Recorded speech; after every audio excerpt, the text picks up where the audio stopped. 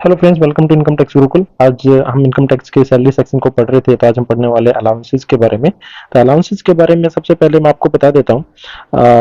पूरे डिटेल में उसको पढ़ेंगे, बट आज के वीडियो में सिर्फ हम HRA जो हाउस रेंट अलाउंस होता है उसके बारे में ही पूरा डिटेल में देखेंगे। पहले उसके बारे में हम उसका जो कैसे एग्जाम्शन मिलता है वो सब पढ़ेंगे, और उसके बाद हम उसके ऊपर बेस्ड 2-3 क्वेश्चन कराएंगे, न्यूमेरिकल कराएंगे, प्रैक्टिकल जो प्रॉब्लम्स लेते हैं उनको लेके करेंगे, उसके बाद उनका आंसर निकालेंगे। बस आज इसमें सिर्फ और सिर्फ जो HRA का पोर्शन रहता है, हाउस रेंट अलावेंस, सिर्फ वही वही देखेंगे। उससे पहले एक बार देख लेते हैं कि अलावेंस क्या होता है। देखो, allowances are general given to employ. उनकी कुछ पर्टिकुलर रिक्वायरमेंट होती है, जैसे house rent, expenses on uniform, conveyance etcetera. तो हर एक एम्प्लॉय की कुछ न कुछ जरूरतें रहेंगी, उनको मीट करने के लिए, उन पर्टिकुलर रिक्वायरमेंट्स को मीट करने के लिए तो एम्प्लॉयज को कुछ पैसे मिलते हैं, कुछ अलावेंस मिलते हैं। Under the income tax act, allowance is taxable on due और रिसीट बेसिस। जैसे सैलरी का टैक्सेशन होता है ड्यू और receipt basis, which ever is earlier, जो भी पहले होगा, ड्यू हो जाए या फिर रिसीट हो जाए, जो भी पहले होगा उसके हिसाब से टैक्स किया जाएगा अलाउंस को। तो वेरियस टाइप ऑफ अलाउंस है जो यहाँ पे डिस्कस किए गए हैं। लेकिन जो HRA का जो अलाउंस होता है, स्पेशली एम्प्लॉयर अपने एम्प्लॉय को प्रोवाइड करता है उसके रेंट से रिलेटेड। जब भी अकोमोडेशन के लिए कोई भी एम्प्लॉय रहता है तो उसके रेंट के रिलेटेड कुछ HRA दे देता है, तो वो HRA वो टैक्सेबल होता है अंडर द हेड सैलरी। जितना उसको कुछ एग्जेम्पशन मिलता है, उसको पूरा टैक्स नहीं होता, कुछ एग्जेम्पशन मिलता है सेक्शन 10 सब सेक्शन 13A के अंदर। वो हम पूरा डिटेल में आज पढ़ने वाले हैं, क्या क्या इसके अंदर डिटेल्स रहती है, क्या क्या इसके अंदर रिक्वायरमेंट रहती है, वो सब पूरा हम डिटेल में देखेंगे। इसके बाद हम एक बार आगे बढ़ने से पहले एक दो तीन बातें पढ़ लेते हैं। जैसे देखो, अलाउंसेस में ना तीन तरह के होते हैं अलाउंस मोस्टली। तो एक तो फुली टैक्सेबल, जिनमें पूरा टैक्स लगेगा, उसमें कोई आपको रियायत मिलेगी नहीं, कोई एग्जम्पशन नहीं, डियरनेस अलाउंस, ओवर टाइम, इनके बारे में पूरा हम डिटेल में पढ़ेंगे। उसके बाद आता है HRA, पार्सली टैक्सेबल। कुछ अलाउंस होते हैं जिनमें पार्सली ही टैक्सेबल होते हैं, उन्हें पूरा का पूरा टैक्स नहीं किया जा सकता। जैसे ये वाला टैक्स है एंटरटेनमेंट अलाउंस, सॉरी ये वाला अलाउंसेस है, over time allowances, fix medical allowance है, ये पूरे के पूरे टैक्स है, इनमें जितना भी अमाउंट आएगा पूरा टैक्स हो जाएगा। जबकि HRA और स्पेशल अलाउंसेस भी रहते हैं जहां पे आपको कुछ पूरे टैक्सेबल नहीं, कुछ पार्ट आपका छूट मिल जाएगा, कुछ पार्ट आपको टैक्स में देना पड़ेगा। और कुछ अलाउंसेज होते हैं फुल्ली एग्जाम्प्ट। फुल एग्जाम्प्ट के अंदर जैसे कोई भी अलाउंस हाई कोर्ट के जज को दिया जाए, allowance paid to United Nation Organization, compensatory allowance रहते हैं, सेंचुरी अलाउंस रहते हैं to the high court. Mostly ये सबसे मोस्ट अनइम्पोर्टेंट है, ये इतने इंपॉर्टेंट नहीं है। जो सबसे ज्यादा इंपॉर्टेंट है बेटा, वो है पार्टली टैक्सेबल और फुली टैक्सेबल वाले। इसके अंदर सबसे ज्यादा इंपॉर्टेंट है, ये है वेरी वेरी इंपॉर्टेंट, ये बहुत ही ध्यान से हमें देखना पड़ेगा। इसके अंदर जो स्पेशल अलाउंसेस रहते हैं वो हम पूरा डिटेल में पढ़ेंगे, वो सबसे ज्यादा इंपॉर्टेंट है। उसके साथ HRA भी हमारा बहुत इंपॉर्टेंट है, जो आज हम पढ़ने वाले हैं। तो आपको समझ में आ गया कि HRA को बेसिकली हमने तीन कैटेगरी में डिवाइड किया। That is one is fully taxable, जहां पे कुछ पे पूरा टैक्स लगेगा। जितना भी HRA आपको मिला, 5,000 रुपये मिला तो 5,000 के ऊपर टैक्स लगेगा, आपको 50,000 मिला तो 50,000 के ऊपर। पार्टली टैक्सेबल होता है कि कुछ हद तक उनको टैक्स करते हैं, पूरे के पूरे टैक्स नहीं करते। फुली एग्जाम में जितना भी आपको मिलेगा, 1 लाख, 2 लाख, 5,000, 2,000, 3,000, जितना भी अमाउंट मिलेगा वो पूरा का पूरा क्या रहेगा, फुल्ली एग्जाम्प्ट रहेगा। तो आज हम पूरा कंसंट्रेट करेंगे सिर्फ और सिर्फ HRA के ऊपर। तो HRA बेटा क्या रहता है, एक स्पेशल अलावेंस होता है जो एम्प्लॉय को ग्रांट किया जाता है। किसने, एम्प्लॉय, क्योंकि हमेशा देखो सैलरी के अंदर टैक्स करने के लिए आपको पता है कि एम्प्लॉयर और एम्प्लॉय की जो रिलेशनशिप है, एम्प्लॉयर जो फर्स्ट लेक्चर में बताता है वो होना चाहिए। तो जब कोई एम्प्लॉयर अपने एम्प्लॉय को पे करेगा ना कुछ अमाउंट रिलेटेड HRA, तो उस केस में ही एक HRA एक स्पेशल अलाउंस प्रोवाइड किया जाता है towards the payment of rent of residence of the employ. ठीक है। इसके अंदर एग्जेम्प्ट करने के लिए तीन कंडीशन होती है। जो सबसे कम होगा ना, सबसे जो कम रहेगा उसको एग्जेम्प्ट कर देंगे, उतनी अमाउंट को हम एग्जेम्प्ट मान लेंगे। सबसे कम कौन से कम में से, इन जो नीचे तीन दिए हैं उनमें से। तो पहले मेट्रो सिटी के लिए देखते हैं और फिर अदर सिटी के लिए देखेंगे। चलो ठीक है बेटा, जल्दी से देख लेते हैं। अब ये तीन कंडीशन आपको याद रखनी है। एक तो आपको कितना एक्चुअल में HRA रिसीव हुआ है वो हमें देखना है कि एक्चुअल में HRA मिला कितना है, वो अमाउंट इधर लिख देंगे। फिर रेंट पेड माइनस, लेकिन इसमें एक चीज ध्यान रखना, that is the relevant period. ये मैं आपको बताऊंगा पूरा डिटेल में, एक्सप्लेन करूंगा रेलेवेंट पीरियड का। ठीक है। Rent paid minus 10% of salary for the relevant period. जितनी सैलरी रहेगी उसका 10% को माइनस करना रेंट पेड में से फॉर द रेलेवेंट पीरियड, और 50% of salary for the relevant period. ये आपको देखना है इसमें 50%। तो देखो आपके पास जो सैलरी है उसको 50% कर दो, जो रेंट पेड आपने रेंट पे किया उसमें से 10% की सैलरी हटा दो, जितनी अमाउंट इधर आएगी, और जो टोटल एक्चुअल में HRA कितना मिला है, जो एक्चुअल में HRA मिला है वो पूरा यहाँ पे लिख दो और दोनों में से जो भी सबसे मिनिमम रहेगा वो अमाउंट आपकी आ जाएगी। यहाँ पे देखो बस इसमें अदर सिटीज में और मेट्रो सिटी सिर्फ 4 हैं, दिल्ली, मुंबई, चेन्नई और कोलकाता। इसमें और इसमें सिर्फ इतना सा फर्क है बेटा कि यहाँ पे actual HRA received for the relevant period same है, it is same. Rent paid minus 10% of relevant period, that is also same. That is the only difference is that 40% of salary. Here it is 50% of the salary. तो ये आपको पूरा ध्यान में रखना है कि 50% और 40% में जब भी अदर सिटी रहेगी तो आपको लेना है 40%, अदरवाइज लेना है आपको 50%। ठीक है, चलो ठीक है, ये हम एग्जाम्पल करेंगे ना, जब हम क्वेश्चंस करेंगे तो हमें पूरा समझ में आ जाएगा। अब इसके कुछ इंपॉर्टेंट पॉइंट देख लेते हैं। Exemption is not available to assessee who is living in own house. तो अगर मान लो अपने घर पे ही रह रहा है तो उस टाइम पे उसको एग्जाम्पशन नहीं मिलेगा। उसके लिए क्या करना पड़ेगा ना बेटा, जब आपको देखो यहाँ पे देखो एग्जाम्पशन क्यों नहीं मिलेगा, जब आपने रेंट पे कितना किया है, जीरो, क्योंकि आप अपने घर पे रह रहे हो। जब अपने घर पे रहोगे तो रेंट की अमाउंट कितनी होगी, जीरो, और जीरो में से आप कितना भी माइनस कर लो, मान लो कि अमाउंट आ गई 5,000, तो आपको -5,000 तो करने नहीं देंगे। इसका मतलब माइनस की अमाउंट तो आपको एग्जाम्प्ट करने नहीं देंगे, तो इसका मतलब ये जीरो ही हो गया। और इन दोनों, इन सब में अमाउंट कितनी है, सबसे कम कौन सी, तो जीरो ही रहेगी। जीरो से कम क्या है, माइनस वाली तो अलाउ होती नहीं है। तो इसलिए जब भी exemption not available to assessee who lives in own house, तो जब खुद के घर में ही रह रहा है, यहाँ पे एक बात और नोट करिए आपने, खुद के घर में नहीं रह रहा, मान लो कि आपकी टोटल 10% सैलरी 5,000 आ रही है, यहाँ पे आपने रेंट पे किया है कितना, 4,000 एक मिनट के लिए। तो इसका मतलब कितना हो गया, माइनस का 1,000, माइनस का 1,000, तो माइनस तो लेंगे नहीं, तो कितनी आएगी अमाउंट, जीरो। जब अमाउंट जीरो ही आएगी तो अगर रेंट पेड 10% सैलरी से कम है तो उस केस में भी आपको एचआरए की कोई भी एग्जाम्पशन, कोई भी छूट उस टाइम पे आपको नहीं मिलेगी। अगर आपको डिस्काउंट चाहिए, जो एग्जाम्पशन चाहिए उसका, तो रेंट पेड हमेशा, जो ये वाली अमाउंट है, रेंट पेड हमेशा 10% सैलरी से ज्यादा होना चाहिए। आपको बात समझ में आ गई होगी, ठीक है। अब सैलरी का अब बार बार हम पढ़ रहे हैं कि salary actual HRA should the relevant period और 10% ऑफ सैलरी, इधर भी हमने पढ़ा 10% ऑफ सैलरी, इधर 40%, 50% ऑफ सैलरी। सैलरी का क्या मतलब है, सैलरी का मतलब बेटा, सैलरी के अंदर एक तो बेसिक सैलरी आएगी प्लस डियरनेस अलाउंस भी आएगा। और डियरनेस अलाउंस वही आएगा जो उसका पार्ट है एम्प्लॉयमेंट का। और सुप्रीम कोर्ट का जजमेंट ने भी ऐसे बोला कि कमीशन को भी इंक्लूड करेंगे। कौन सा कमीशन बेटा, जो फिक्स्ड परसेंटेज ऑफ टर्नओवर, जैसे आप किसी कंपनी में, एबीसी कंपनी में काम कर रहे हो, एबीसी लिमिटेड कंपनी में काम कर रहे हैं, तो वो कई बार कई कंपनियों को क्या रहता है कि जैसे मान लो कि अगर हमारा टर्नओवर, आप लोग जो एम्प्लॉय हैं, वो वर्कर हैं, वो सब मेहनत करेंगे, और अगर हमारा टर्नओवर 10,000 करोड़ से ज्यादा क्रॉस कर गया तो हम अपने टर्नओवर का 0.01% आपको दे देंगे। तो अगर ऐसे इसको बोलेंगे कमीशन, इसको सैलरी नहीं बोलेंगे, ये कमीशन रहेगा अगर इतना उसने क्रॉस किया तो। अदरवाइज नहीं मिलेगा आपको कुछ भी, आपको सिर्फ सैलरी मिलेगी। तो अगर सैलरी अगर फिक्स्ड परसेंटेज ऑफ टर्नओवर दे रखी है तो वो इसको भी इंक्लूड कर लेंगे। अगर फिक्स्ड परसेंटेज ऑफ टर्नओवर नहीं है कमीशन का, तो कमीशन को हम सैलरी के अंदर इंक्लूड नहीं करेंगे। तो अब एचआरए के लिए जो सैलरी रहेगी उसका डेफिनेशन पता चल गया, basic salary, dearness allowance plus commission, ये तीन चीजें, ठीक है। तो अब हम आगे बढ़ते हैं। अब रेलेवेंट पीरियड का क्या मतलब बेटा, जो मैंने कहा था कि काफी इंपॉर्टेंट है। रेलेवेंट पीरियड मतलब कोई भी period during which accommodation was occupied by the assessee during the previous year. सिर्फ वही पीरियड जो अकोमोडेशन जिसमें ऑक्यूपाई किया गया था, सिर्फ वही पीरियड को लेकर चलना है। वो इसको मैं पूरा डिटेल में, जब हम क्वेश्चन करेंगे ना तो पूरा उसको डिटेल में हम पढ़ेंगे। चलो एक पहला क्वेश्चन कर लेते हैं। देखो अब आपको समझ में आ गया कि एचआरए तो ऐसा कुछ भी नहीं है, एचआरए में तो पूरा वही है, आपको तीन चीजें, तीन कंडीशन देखनी है। अब एक दो क्वेश्चन करेंगे ना तो फिर उसको पूरा से समझ में आ जाएगा, पूरा कंप्लीट हो जाएगा, तो एचआरए में कोई भी दिक्कत आएगी नहीं। और इससे आगे बढ़ने से पहले एक बार बता देता हूं, जो नेक्स्ट वीडियो आएगा इसमें, उसमें एक HRA income tax calculator, HRA calculator आपको आज मैं समझाऊंगा। जो सी एग्जाम के लिए कैलकुलेटर जो तैयारी कर रहे हैं स्टूडेंट्स, उनके लिए कैसे कैलकुलेट करना है। बट अगर आप जनरल एक सैलरीड एम्प्लॉय है, आप सैलरीड एम्प्लॉय है और आपको एचआरए मिल रहा है, एचआरए आपकी सैलरी का पार्ट है, तो उस केस में कैसे आपको एचआरए का एग्जाम्पशन करना है, उसके लिए बेटा सीधा आपको एक एचआरए कैलकुलेटर में दे दूंगा। वहां पे अपनी सैलरी, बेसिक सैलरी डालो, ठीक है, उसके अंदर डीए डालो, और पूरा डाल के उसमें रेंट लिख दो, कितना आपने रेंट पे किया, कितना एचआरए मिला है, और कौन सी सिटी है वो, दिल्ली, मुंबई, चेन्नई या कोलकाता, कौन सी सिटी है, उसके हिसाब से आप सब डिटेल एंट्री कर दो, आपका एचआरए निकल के आ जाएगा कि कितना एग्जाम्पशन आपको मिलेगा। वह एचआरए कैलकुलेटर में कल जो नेक्स्ट आने वाला वीडियो रहेगा उसके अंदर इसमें पूरा डिटेल में ला दूंगा।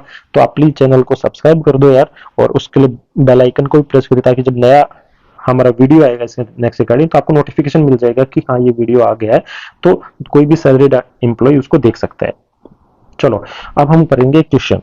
क्वेश्चन से ही हम समझ में आएगा, एक नहीं हम कम से कम एक दो क्वेश्चन करेंगे। चलो हमने एक नई सीट निकाल लिया, ठीक है। चलो तो पहला क्वेश्चन मैं एक बार यहाँ पे लिख देता हूं कि मिस्टर ए है, उसको बेटा बेसिक सैलरी मिल रही है। बेसिक सैलरी मिल रही है, कितनी मिल रही है बेसिक सैलरी उसको? 25,000 पर मंथ, ठीक है। डियरनेस अलाउंस मिल रहा है उसको, डियरनेस अलाउंस। तो डियरनेस अलाउंस उसको कितना मिल रहा है? 5,000 per month. 40% of this DA form part of retirement. पूरा का पूरा रिटायरमेंट का पार्ट नहीं है, सिर्फ 40% ही है। और हमने अपने देखा था कि बेसिक प्लस डीए, और डीए का सिर्फ वो पार्ट जो एम्प्लॉयमेंट का पार्ट है, सिर्फ वो पार्ट जो एम्प्लॉयमेंट का फॉर्म पार्ट करता है, और commission if it is given. उसके पास मिस्टर ए को एचआरए कितना मिल रहा है बेटा? एचआरए मिल रहा है उसको 10,000 पर मंथ, ठीक है। ही एक्चुअली पेज रेंट कितना पे कर रहा है? रेंट पे कर रहा है वो भी 10,000 पर मंथ ही पे कर रहा है, ठीक है। For in Delhi, for house in Delhi. तो यहाँ पे आपकी, यहाँ पे दिल्ली पे आपको कंसंट्रेट करना चाहिए। कंप्यूट द टैक्सेबल एचआरए बताना है कि टैक्सेबल एचआरए कितना है, टैक्सेबल एचआरए कितना है, ठीक है।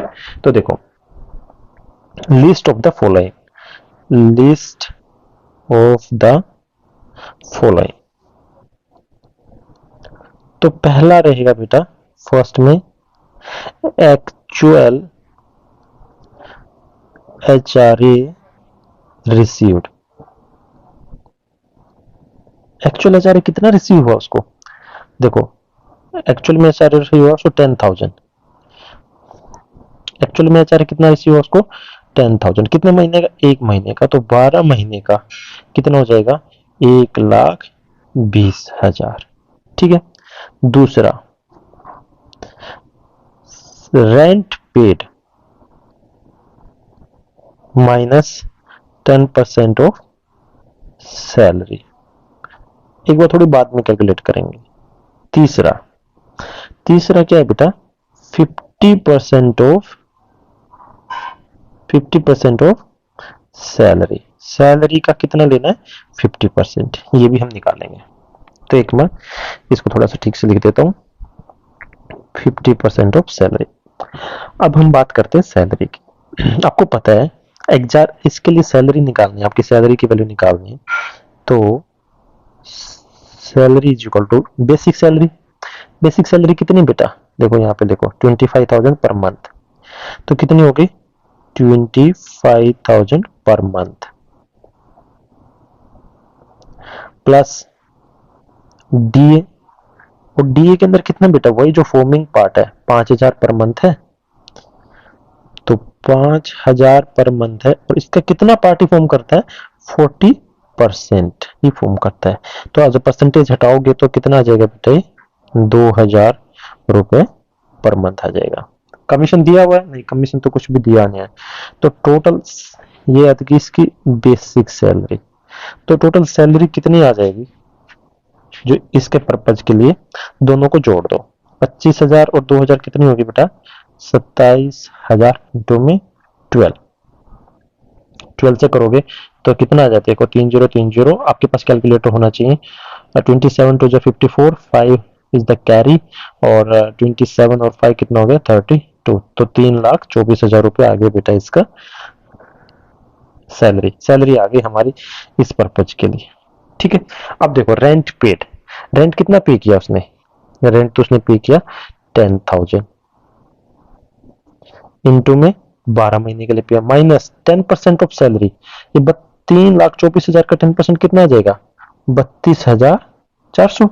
ये कितना हो गया बेटा? देखो आप कैलकुलेट कर लेना, 1,20,000 माइनस 32,400 कितना है ये 32,400 400। तो कितना आ जाएगा अगर इसको हम कैलकुलेट करेंगे तो बेटा 1,20,000 में से 32,400 घटाओगे तो 87,600 रुपीज आ गई। ठीक है, 50% ऑफ सैलरी, सैलरी कितनी है 3,24,000 और 50% निकालोगे तो 50% ऑफ सैलरी कितनी है 3,24,000। परसेंटेज हटाने के लिए डिवाइडेड बाई 100, 50 से 2 गया, 2 से देखो 2 1 जा 2, 2 6 जा 12, 2 तो कितना आ गया बेटा 1,62,000। तो मैं यहाँ पे लिख दिया कितना आ गया ये 1,62,000। तो तीनों में से सबसे लिस्ट कौन सा है, कौन सा सबसे लिस्ट, ये है, ये है या ये है? सर ये भी नहीं है, ये भी नहीं है, ये सबसे कम है। तो exempted HRA, exempted HRA will be कितना होगा 87,600। पूछा क्या है टैक्सेबल HRA, तो टैक्सेबल HRA टोटल तो टैक्सेबल HRA निकालना हमें। तो टोटल HRA हमें मिला कितना बेटा, टोटल HRA तो हमें मिला है 1,20,000। तो अगर 1,20,000 में से हम किसको माइनस कर देंगे, एग्जेम्प्ट होने वाले जिसके ऊपर टैक्स नहीं लगेगा 600, तो वो क्या आ जाएगा टैक्सेबल HRA आ जाएगा। तो 0 सॉरी यहाँ पे देखो 0 या फिर 4 2 और ये कितना आ गया 32,000, कितना आ गया बेटा ये 32,600 rupees. This is the taxable HRA। तो टैक्सेबल HRA की वैल्यू आ गई 32,600। ठीक है, तो यही हमें आंसर में निकालना था। तो हमें एक बात ध्यान रखिए कि actual HRA received, this one actual HRA received कितना है 10,000, उसको 12 से गुना करिए तो पूरे साल का निकालना है, क्योंकि पूरे साल का टैक्सेबिलिटी निकालनी है ना हमने। फिर उसके बाद अगर देखो rent paid for 10% of salary, rent paid कितना है 10,000, 10% ऑफ सैलरी निकाल और सैलरी का डेफिनेशन हमें देखना है बेटा। सैलरी की डेफिनेशन के अंदर ये देखा basic salary plus DA, and DA का भी वो पार्ट जो सिर्फ फॉर्म करता है। तो 2,000 रुपीज ये हो गया, तो टोटल सैलरी कितनी हो गई 27,000 प्लस 12 गुणा में 12 करेंगे तो 3,24,000 रुपए आ गए। और उसमें से 10% करना है तो 32,400। तो रेंट पेड कितना 10,000, 12 से गुना करके ये आ गया। तो इन तीनों में से जो भी लेस अमाउंट रहेगी वही आ गया एग्जेम्प्टेड HRA। और एग्जेम्प्टेड HRA में से हमें निकालना टैक्सेबल HRA। तो टोटल HRA कितना मिला था हमें 1,20,000 और यहाँ पे इसको क्या कर दिया हमने माइनस कर दिया, माइनस करने पर आ गया। ठीक है, होप करता हूँ आपको समझ में आ गया होगा।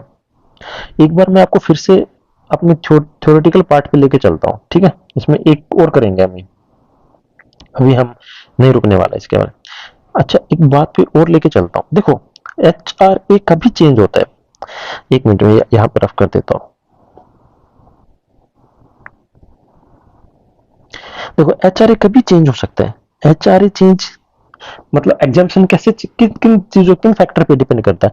एक तो इस फैक्टर पे डिपेंड करता है कि उसकी सैलरी कितनी है। अगर मान लो उसकी सैलरी साल में 2 बार चेंज हो जाती है, 3 बार चेंज होता है, जैसे इंक्रीमेंट लगता है ना सैलरी में, तो फिर हमें उस पीरियड के हिसाब से कैलकुलेट करना पड़ेगा। क्योंकि रेलेवेंट पीरियड, अब मैं आपको एक क्वेश्चन कराऊंगा जो रेलेवेंट पीरियड के लिए, रेलेवेंट पीरियड की क्या इंपॉर्टेंस है। उसके बाद तो एक तो ये हो गया कि हमारी सैलरी पे कितना फर्क पड़ता है। अगर सैलरी चेंज हो जाती है तो हमारा कैलकुलेशन करना थोड़ा सा टफ हो जाएगा, क्योंकि हम अब तो क्या कर रहे थे पिछले क्वेश्चन में क्या कि पूरा 12 से मल्टीप्लाई करके पूरे साल का हमने निकाल दिया।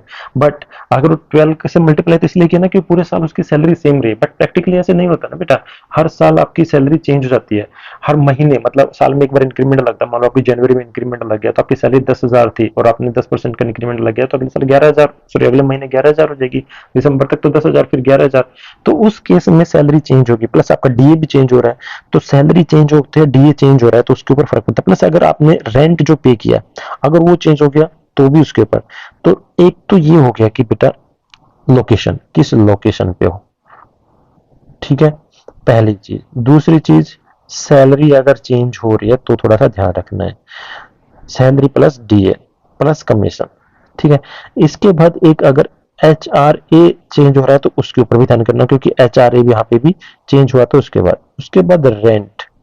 तो देखा जाए तो 4 फैक्टर हैं, अगर ये जहाँ पे चेंज होते हैं तो वहीं पे हमें अपने आप को अलर्ट कर लेना है। इसलिए अब रेलेवेंट पीरियड वाला एक इंपॉर्टेंस करके आपको मैं क्वेश्चन करके दिखाता हूँ, तो फिर आपको थोड़ा सा और अच्छे से समझ में आ जाएगा। So in this question, one Mr. Manoj is there. He is employed with one company और बेसिक सैलरी कितनी बेटा इसकी 15,000 पर मंथ। उसके अलावा उसको डीएनएस अलाउंस मिलता है 100% of basic salary. DNS allowance कितना मिलता है 100% ऑफ बेसिक सैलरी, जितना सैलरी है उतना ही उसको डीए मिलता है। लेकिन ये बात ध्यान रखने की, इसमें सिर्फ 50% ही फॉर्म करता है सैलरी के एम्प्लॉयमेंट का पार्ट, सिर्फ 50%। तो हमें सिर्फ 50% लेनी, क्योंकि एचआरए में जो सैलरी कैलकुलेट करते हैं एचआरए की सैलरी, उसमें आएगा basic plus DA plus commission. But commission वही जो परसेंटेज के रेशियो में एक्सप्रेस कर रखा हो, और डीएनएस अलावेंस वही जो सिर्फ फॉर्म कर रहा हो, forming part only you have to take. ठीक है, चलो ये बात आप ध्यान रखना है। अब उसके बाद हम बात करते हैं कंपनी की हम एचआरए। एचआरए कितना दे रही है उसको 5,000 पर मंथ, 5,000 रुपए उसको एचआरए मिल रहे हैं, जो कि 6,000 रुपए हो गए, 1,000 रुपए बढ़ गए। किस डेट से? 1 जनवरी 2022 से। तो बेटा पहली डेट ये याद रखना, 1 जनवरी 2022। इसके बाद उसकी बेसिक सैलरी में भी इंक्रीमेंट हो गया, कितना 1,500 रुपए पर मंथ उसकी सैलरी बढ़ गई। पहले कितनी थी 15,000 थी, अभी कितना बढ़ गया 1,500 इंक्रीज हो गया। और ये कब से? ये हो गया 1 फेब से। तो इसका मतलब 2 चेंज तो यहाँ पे आ ही गए। अब उसके बाद बात करते हैं rent paid by him during the previous year. इस साल के अंदर उसने अप्रैल से मई तक तो कोई रेंट पे ही नहीं किया, क्योंकि वो अपने पेरेंट्स के साथ रहा, और पेरेंट्स के साथ कुछ रेंट पे नहीं किया तो आ गया नील। फिर जून से अक्टूबर, ये भी ध्यान रखने का है, जो जून से अक्टूबर है उसके अंदर उसने 5,000 रुपए पे किए, 5,000 रुपए पर मंथ पे किए। और कहाँ के लिए? फरीदाबाद के लिए। ये भी ध्यान रखो, फरीदाबाद में 40% of the salary deduction will be allowed, not the 50%। फिर आगे और ध्यान रखो, आगे उसने क्या किया, नवंबर से लेकर आगे उसने कितना रेंट पे किया? 7,000 रुपए पर मंथ, और दिल्ली के अंदर उसने ये किया।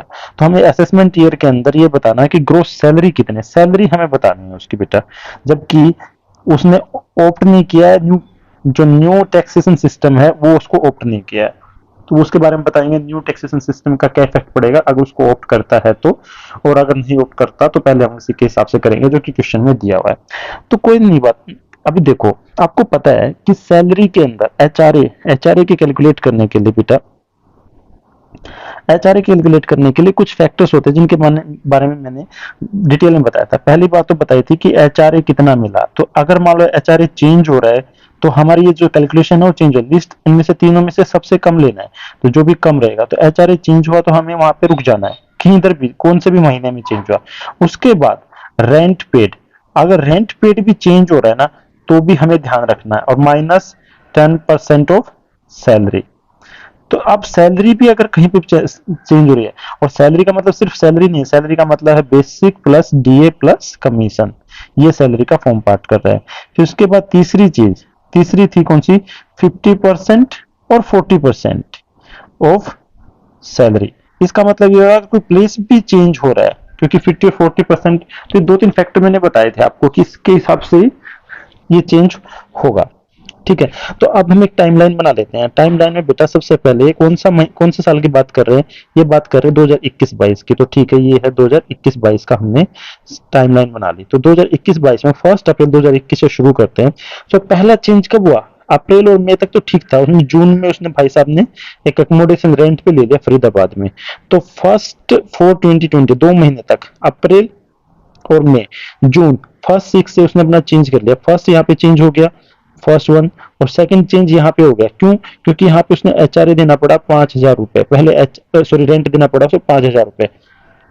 पहले कोई रेंट पे कर ही नहीं कर रहा था, तो हम यहाँ पे लिख देते हैं, पहला यहाँ पे तो रेंट था नील, यहाँ पे रेंट की वैल्यू होगी कितनी? 5,000। ठीक है, फिर दूसरा, ये एक हमने टाइमलाइन बना ली। फिर उसके बाद कब तक रहा? जून से अक्टूबर तक रहा बेटा। तो जून से अक्टूबर तक वो रह गया। तो अब नवंबर के फर्स्ट महीने से वो शिफ्ट कर दिया दिल्ली में। तो यहाँ पे रेंट की वैल्यू कितनी होगी? 7K। रेंट की वैल्यू कितनी होगी? 7K। अब इसके बाद एक चेंज और हो गया 1 जन के बाद। आपको पता होगा, मैंने बताया था 1 जन से क्या हुआ, उसने उसका जो कंपनी है एचआरए वो बढ़ा के कर दिया उसने 6,000 रुपए। यहाँ पे कितना हो गया? 6,000 रुपए एचआरए बढ़ गया। तो यहाँ पे जो चेंज हुआ उसमें एचआरए में 6K हो गया, और आगे एचआरए पूरा का पूरा सेम रहा। अब एक चेंज और हो गया, उसमें क्या होगा? उसकी सैलरी भी चेंज हो गई। सैलरी भी क्या हो गई? चेंज हो गई। गोट an increment in 1,500 in the basic salary from 1 Feb. तो यहाँ से सैलरी बढ़ गई बेटा कितनी बढ़ गई सैलरी? 1500 रुपए। तो कितनी हो गई यहाँ पे? 16,500 रुपए हो गई। ठीक है, अब हम इसको उसके हिसाब से ही हमें करना है। अब इसको हमने डिवाइड कर लिया। अब सबसे पहले बात करते हैं बेसिक सैलरी की। सैलरी उसको मिल कितनी रही है? 15,000 रुपए। एक महीने में 15,000, तो 2 महीने में कितनी होगी बेटा? 30,000। तो यहाँ पे मैं 30,000 सीधा लिख देता हूँ, 30,000 रुपए। जून से अक्टूबर में तो सैलरी तो सेम ही, तो सैलरी जाके चेंज हुई है फरवरी में। तो जून से अक्टूबर कितने महीने हो गए? 5 महीने। और एक महीने की 15,000, तो 5 महीने की 75,000। अब नवंबर से दिसंबर 2 महीने, तो फिर कितना? 30,000। एक महीने में कितनी उसको सैलरी मिली? 15,000। हमने जो भी जहां जहां पे भी चेंज थे ना, उसके हिसाब से हमने लिख दिया। यहाँ पे दूसरा चेंज 2 महीने का, यहाँ पे 5 महीने का चेंज, यहाँ पे 2 महीने का, यहाँ पे 1 महीने का, यहाँ पे। तो इससे क्या होगा, हमारा जो भी चेंज होगा तो एचआर जो फाइनल में आएगा, फाइनल जो कैलकुलेट होके आएगा, वो पूरा अलग अलग मंथ के हिसाब से आएगा, और सबको ऐड करने पे हमें फाइनल वैल्यू मिल जाएगी। ठीक है, कोई बात नहीं। अब हम आगे बढ़ते हैं। फरवरी और मार्च में यहाँ पे ध्यान देने की बात है बेटा। यहाँ पे ध्यान देने की बात इसलिए क्योंकि सैलरी की वैल्यू कितनी हो गई थी? 16.5 हो गई थी। पहले तो 15,000 पर मंथ थी, और अब उस दिन सैलरी कितनी बढ़ गई? 1,500 रुपए बढ़ गए। तो यहाँ पे सीधा सीधा क्या हो गया? 1,500 रुपए बढ़ गई। और 2 महीने में, एक महीने की मान लो कि 16,500 है, तो 2 महीने की कितनी होगी? 33,000। 16 दूनी 32, और 500 रुपए और, तो 33,000 रुपए 2 महीने की बेसिक सैलरी होगी। तो हमने अब तक बेसिक सैलरी कैलकुलेट कर ली। अब हम बेसिक सैलरी इसलिए कैलकुलेट कर रहे हैं, हमें कैलकुलेट करनी है सैलरी। सैलरी मतलब बी प्लस डी प्लस सी, जो एचआरए कैलकुलेट में काम आता है। अब डियरनेस अलाउंस, डियरनेस अलाउंस कितना बेटा? जितना सैलरी है ना, उतना ही डियरनेस अलाउंस है। बट एक ध्यान रखो, सिर्फ कितना पार्ट फॉर्मिंग है डियरनेस अलाउंस का? सिर्फ 50% पार्ट ही फॉर्मिंग है। तो मतलब 30,000 ही डियरनेस अलाउंस है। लेकिन हमें कैलकुलेट क्या करना है? एचआरए के कैलकुलेट करने के लिए 30,000 में से कितना करेंगे? आधा निकाल देंगे। तो 30,000 का आधा कितना हो जाएगा?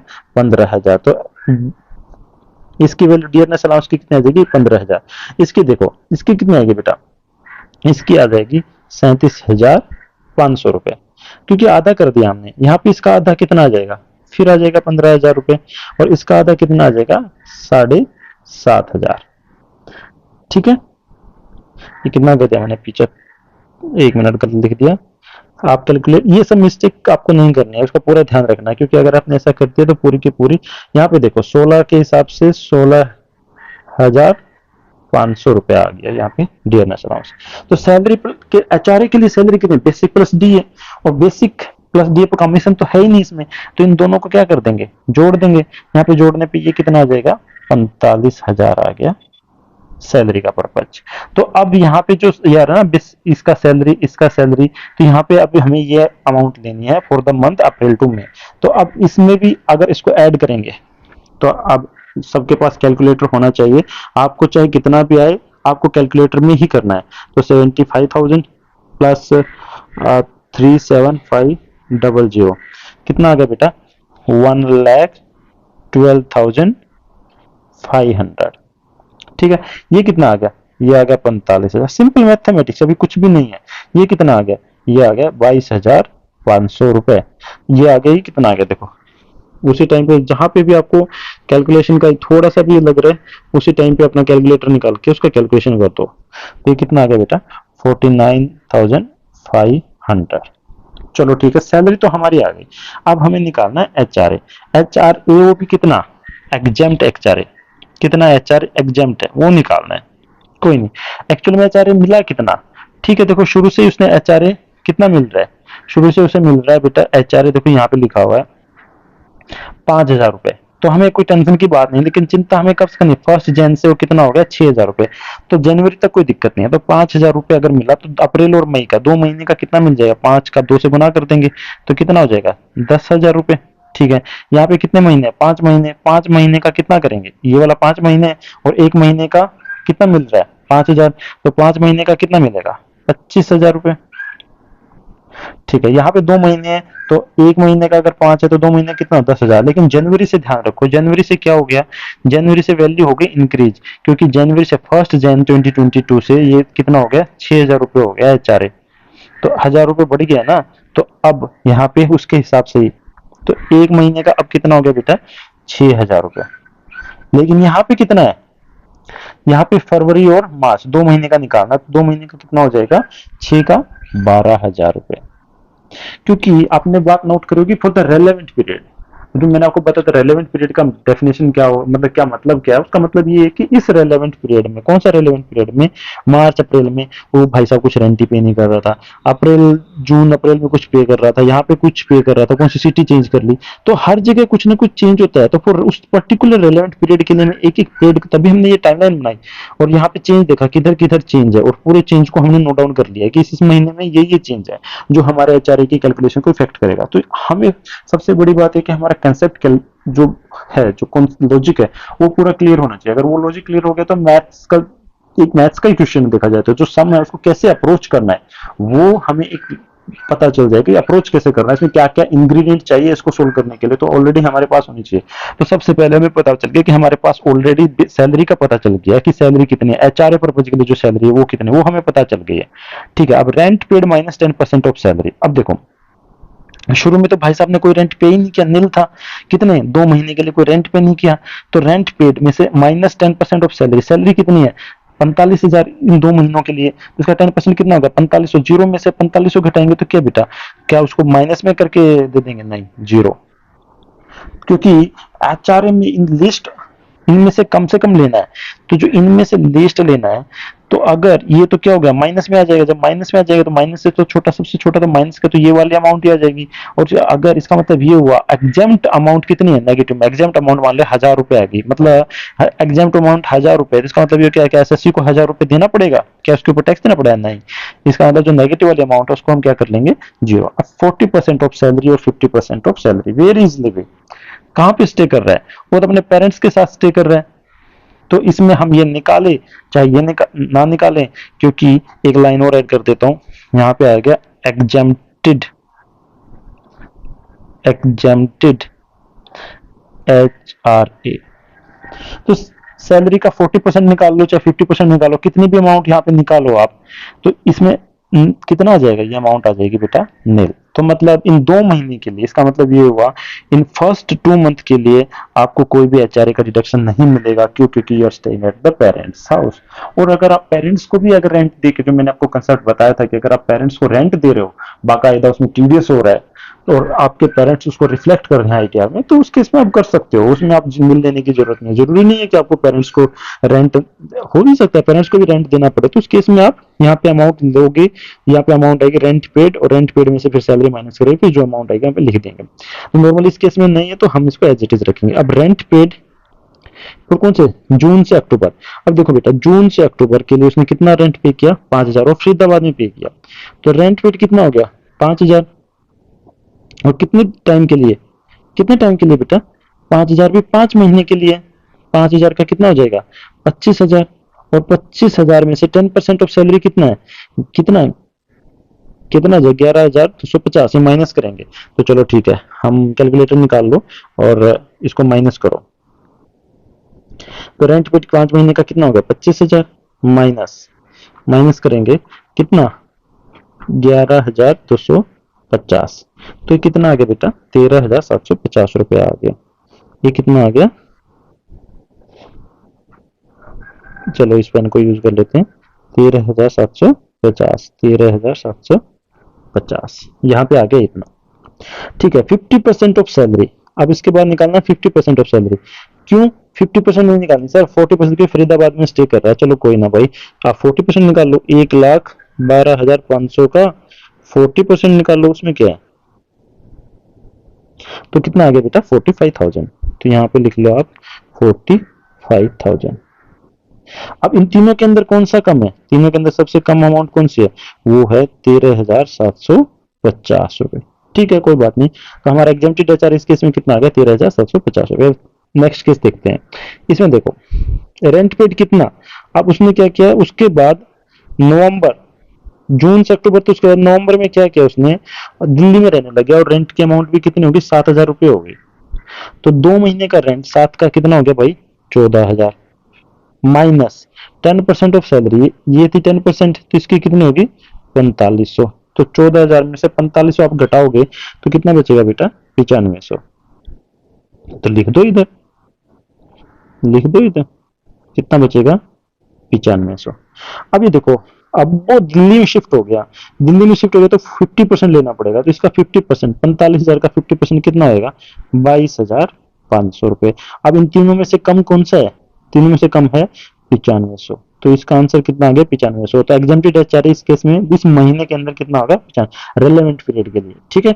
अब देखो तीसरा केस देखो, अब एक महीने के लिए उसने कितना रेंट पे किया, 7,000 रुपये पे किया, मान लें 10% ऑफ सैलरी कितना आ जाएगा 22,50। अब इसमें से घटाओ 7,000 में से 2,250 घटाओ, 7,000 में से 2,250 घटाओगे तो 4750 आ जाएगा, ठीक है। वो अमाउंट यहाँ पे लिख दो 4750, 4750। अब ये देखो 50% ऑफ सैलरी, क्योंकि अब उसने अपना अकाउंटेशन चेंज नहीं किया, वो सीधा नवंबर से मार्च अपना दिल्ली में ही रह रहा है, और ये कौन सा पीरियड है जनवरी, जनवरी में तो इधर तो 50% लेना पड़ेगा इसका, तो 22,500 का 50% कितना आ जाएगा बेटा 11,250 रुपए, 11 दूनी 22, 250 का 500, तो यहाँ पे भी कौन सा कम है, तो सबसे कम है कितना 4750 रुपए, ये आ गया इस पीरियड का। अब इस पीरियड का निकालते हैं, इसमें कितना है रेंट पेड कितना है 2 महीने का, एक महीने का 7,000 है, तो 2 महीने का 14,000 रुपए हो गया, माइनस 10% ऑफ सैलरी। अब देखो 10% ऑफ सैलरी कितना हो जाएगा 4950, 4950। तो अब 14,000 में से कितना है, 14,000 में से 14,000 में से 4950 माइनस करेंगे तो 90 कितना आएगा 50, तो 9050। और यहाँ पे कितना है, सॉरी ये इसको इधर मैंने गलत लिख दिया, 9050, इन दोनों की जगह पे मैं हटा के बता रहा हूँ 9050। अब देखो यहाँ पे 40% टू 50%, क्योंकि दिल्ली में रहता है 50%, तो 49,250, 49,250 का 50% कितना हो जाएगा 24,625, 24,625। बेटा यहाँ तक किसी को दिक्कत आई तो बताओ, इनमें से क्या करना, सबसे कम वाले अमाउंट लेनी है, तो कम वाले अमाउंट कितनी आ जाएगी 9050, ये सबसे कम वाले। तो एग्जाम्प्टेड एचआरए इतना आ गया, कोई नहीं बेटा, एग्जाम्प्टेड एचआरए आया है तो टैक्सेबल एचआरए भी निकालेंगे।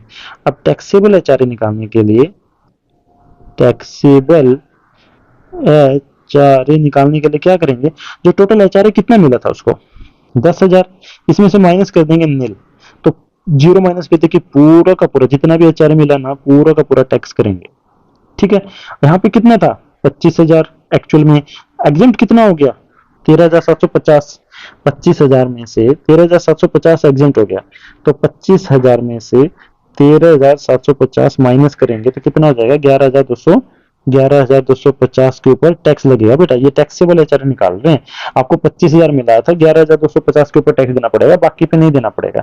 इसी तरह यहाँ पे एचआरए कितना मिला था 10,000, कितना एग्जाम्प्ट हो गया 9500, तो यहाँ पे कितने पे टैक्स देना पड़ेगा 500 के ऊपर। यहाँ पे कितना मिला था 6,000, टैक्स एग्जाम्प्ट कितना हो गया 4750, तो कितना बच गया 250, तो ये बच गया, तो 1,250, 1,250 रुपए यहाँ पे आ गया। अब इसी तरह यहाँ पे कितना मिला था एक्चुअल एचआरए 12,000, और अब इसमें से बचा कितना 9,050, तो 12,000 में से 9,050 माइनस कर दो, क्योंकि एग्जाम्प्ट हो गया उसके ऊपर तो टैक्स देना ही नहीं पड़ा, तो 12,000 माइनस 9050। कैलकुलेशन आप देख लेना, हो सकता है कैलकुलेशन में ऊपर नीचे हो जाए, और आप कमेंट सेक्शन में बता भी सकते हो अगर कैलकुलेशन मैंने गलत करी है तो वहां पे भी। तो टोटल देखो बेटा, टोटल टैक्सेबल एचआरए आ गया कितना, कितना आ गया। तो अब यहाँ पे देखो इनको ऐड करेंगे ना टोटल, तो एक मिनट ऐड करते हैं, पहले कितना है 10,000, उसमें ऐड करेंगे कितना 11,250 रुपीज, उसमें ऐड करेंगे 500 रुपीज, उसमें ऐड करेंगे 1,250 रुपीज, उसमें ऐड करेंगे 2,950, तो कितना आ गया 2,5,950। तो बेटा ये हो गया, that is the final answer, that is not the final answer, that is the taxable HRA, taxable HRA. अब इस केस में मुझे बताइए क्या निकालना, क्या हमने इसमें नया ग्रोस सैलरी निकालनी है बेटा, ग्रोस सैलरी निकालनी है, तो कोई नहीं टोटल बेसिक सैलरी यहाँ पे लिख लो, total basic salary, total basic salary कितनी है देखो यहाँ पे हमने निकाली थी 30,000, 50,000, 30,000, 15,000 और 33,000। तो अब हम क्या करेंगे इसको ऐड कर देंगे टोटल बेसिक सैलरी को, तो first amount is 30,000 plus second is 75,000 हमने कैलकुलेशन कर लिया है पहले, तो बार बार इसको करने की जरूरत नहीं है। 30,000, देन 15,000, देन 33,000। तो बेटा टोटल कितनी आ गई? 1,83,000 रुपीज इतनी आ गई। अब डियरनेस अलाउंस, डियरनेस अलावेंस, तो डियरनेस अलावेंस तो कितना बता था? 100% of salary, but 50% doesn't form the part. इसका मतलब ये नहीं कि 50% को हम लेंगे नहीं, 50% is doesn't forming the part of the employment. इसका मतलब ये हुआ कि जब आप एचआरए कैलकुलेट करेंगे तब उस टाइम पे नहीं लोगे, बाकी टाइम पे तो आपको अमाउंट मिली है ना, तो आपको पूरा का पूरा लेना पड़ेगा। तो जितना बेसिक सैलरी है उसका 100% है, तो ये भी कितना हो जाएगा बेटा? 1,83,000। उसके बाद और कुछ भी उसको मिला है, कुछ बोनस मिला है, कुछ ऐसा मिला है क्या? देखते हैं। नहीं, उसको कुछ भी बोनस नहीं मिला है। अब उसके बाद क्या मिला? एचआरए मिला। तो एचआरए में से टैक्सेबल एचआरए हमें लेना है, क्योंकि एग्जम्प्टेड एचआरए का तो मतलब है ही नहीं, उसके ऊपर तो टैक्स लगेगा ही नहीं। तो टैक्सेबल एचआरए कितना आएगा बेटा? 25,950। तो जो ग्रोस सैलरी रहेगी, ग्रोस सैलरी रहेगी, उसको बेटा ऐड कर दो इन तीनों अमाउंट्स को, इसको, इसको और इसको। तो इसको अमाउंट को ऐड करने पे क्या आ गया? वो कितना? 1,83,000 इंटू 2, मतलब दो जैसे हैं, प्लस 25,950। तो बेटा ये कितना आ गया? 3,91,950। होप करता हूं कि अगर हमने कैलकुलेशन सही करी है तो शायद ये आंसर हमारा सही है। आप कैलकुलेशन देख लेना, मेथड यही, तरीका यही है। तो टोटल सैलरी जिसमें हमें क्या क्या रहेगा? Gross basic salary, dearness allowance, और डियरनेस अलाउंस में ध्यान रखना पूरा का पूरा अलाउंस आएगा, ये नहीं कि 50% वाला नहीं लेना, क्योंकि 50% नहीं लेना सिर्फ एचआरए कैलकुलेशन के लिए। फिर उसके बाद ग्रोस सैलरी आ गई इतनी। ये तब है जब वो न्यू टैक्स रिजीम के लिए ऑप्ट नहीं करता। बेटा अगर वो नया टैक्स रिजीम ऑप्ट करे ना, अगर न्यू